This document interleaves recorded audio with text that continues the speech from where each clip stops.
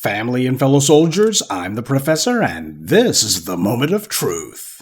And now the Friday Crime Report. Chelan County, Washington, Friday, May 30th, 2025, 5 o'clock p.m. Travis Decker and his wife Whitney divorced just last year. They had 3 children together, Peyton, Evelyn, and Olivia. Travis had come by to pick the children up as part of a court-ordered planned visitation. Decker hadn't said where he was taking the girls, but he did say he would be bringing them back a couple of hours later. As Travis's pickup truck left Whitney's home that evening, that would be the last time anyone would ever see the children alive. By 9:45 p.m., Travis hadn't come back, nor had Whitney even heard from him. Given the chaotic relationship the two had had, she knew something had to have been wrong. Whitney made a request for an Amber Alert to be put out, but the Washington State Patrol refused, saying that it didn't meet the criteria. Local police began searching for Decker and the girls immediately, but couldn't find them. The weekend would pass with no sign of Decker or the children.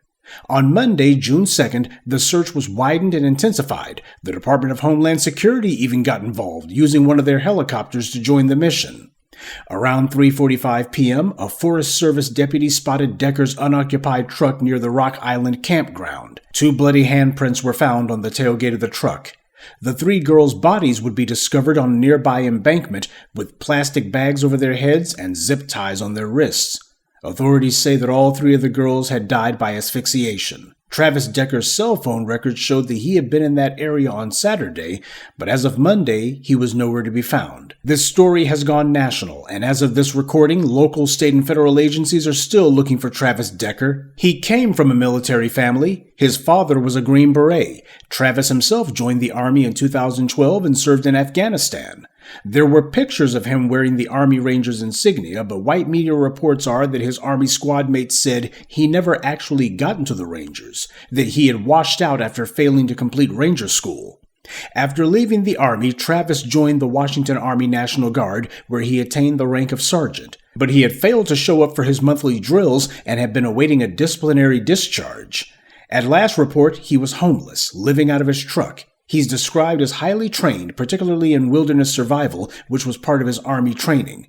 His father said that he would go out and live off-grid, sometimes for months. Regardless of his service record, after this, Travis Decker is definitely no hero. Now, surely nobody would have any sympathy for a man accused of murdering 3 children, particularly his own children. At least the white media wouldn't dare to try to minimize that, or to humanize a creep like, oh, you already know that they're doing it. They have stories with headlines that his ex-wife's attorney is saying that the system had failed Travis Decker. Him. The system failed him. Ariana Cozart, the attorney for Decker's now ex-wife, said, "The courts didn't fail these girls. It wasn't the judge and it wasn't Whitney. It was our system. Whitney feels like the system really let Travis down. If somebody would have provided Travis with the help that he needed, those girls would be alive. He had some mental health issues and some instability in his life that really led to the restrictions as far as overnight visitation or him taking them out of the area. But other than that, he loved those girls very much, and him and Whitney were able to communicate on a regular basis, not just as co-parents, but as friends."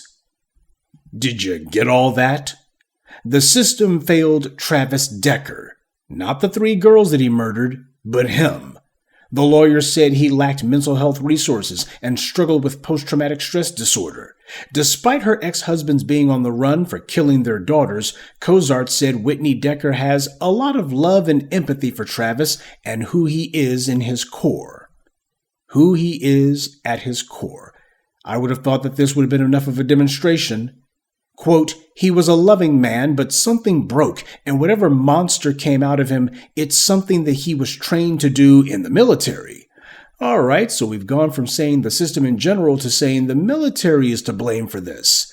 Well, last time I checked, we don't have a Travis Decker running around all the time with all of these military people turning into homicidal lunatics. And I have yet to find any military training course that teaches soldiers how to strangle 3 children to death, particularly family members. This wasn't Travis Decker's lawyer, mind you. It was his ex-wife's lawyer who's saying all this on his behalf, saying that his wife knows who he is at his core, despite the fact that he killed their children, 3 of them. That's the slant the white media's putting on all this. Travis Decker apparently is the victim, or at least he's one of them. And no, I'm not going to argue whether he genuinely suffered from PTSD and other mental issues. The problem is that for the white media, they don't need for a mass killer to be rumored to have psychological issues in order for them to be giving them sympathetic coverage. This is how it always is when the murderer is from the dominant society. When the killer is black, then they never have any mental problems. They can be baying at the moon, but the white media will still claim, well, there's nothing wrong with him, he's black, that's just how those people are. It's always racially pathologized like that. Meanwhile, non-black killers are given the sad violins and the sympathy, and their neighbors and friends say he wasn't so bad and the system failed him, and oh, he was a good guy if only you met him. Anything to avoid saying that there's a problem in the dominant society. The white media only pushes particular narratives based on race, and this is a prime example of that. This incident is undeniably a tragedy, and while I wouldn't be surprised if Travis Decker is found dead somewhere, the reality is that Mrs. Decker's lawyer is wrong. The system didn't fail.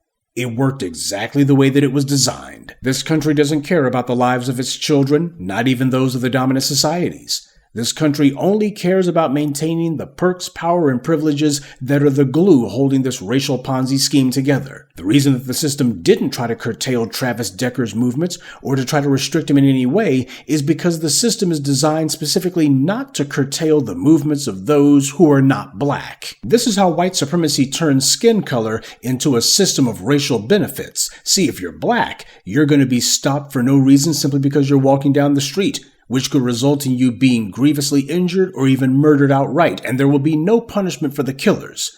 Meanwhile, if you're from the dominant society, you don't get treated like that. You get to have all the freedoms that American law claims to have, and that's how the system does it, by deliberately curtailing the movements of black people and intentionally allowing non-blacks to move about freely. That way, none of their freedoms are ever encroached or infringed upon. Travis Decker is unquestionably undeserving of any sympathy or consideration, and yet that's exactly what he's getting from the white media. If he does happen to be captured alive and he finds himself in court needing an attorney, I guess he can go to his ex-wife's lawyer, because apparently she has no problem saying that this is all just a case of the government's to blame, the army's to blame, the system's to blame. Yeah, the guy who strangled the 3 little girls to death, he has the least culpability here. Right? Bending over backwards to create some sort of sympathetic or otherwise narrative of understanding for a man who killed his own 3 children. Nobody asked what those 3 children must have experienced when their own father was strangling them to death. Nobody talks about what it was that they were going through. Seems the white media's decided that there's no sense in crying over spilt milk, or rather over spilt blood, even that of children. And lest anyone wants to complain at me for any of the connections that I'm drawing, the reality is that under white supremacy, nothing happens in a vacuum, especially not at the group level. Even if people weren't necessarily able to see what kind of a monster Travis Decker was before, there should certainly be no dispute about it now. You can't have so-called law enforcement on the one hand saying that this man should be considered extremely dangerous, and on the other hand, the white media is putting out headlines and stories where this man's own ex-wife, the mother of the children he murdered, was apparently saying, well, if you knew the guy at his core. It begs the question. If you can't give across-the-board unconditional condemnation to a man who murdered 3 little children, especially when you consider that they were his own flesh and blood, then who can you condemn unconditionally? Apparently, only black people. And that's this week's Friday Crime Report. Keep your eyes open and stay on alert, because there's a lot worse criminals out there than the ones the white corporate media chooses to show you. Good day, and be one.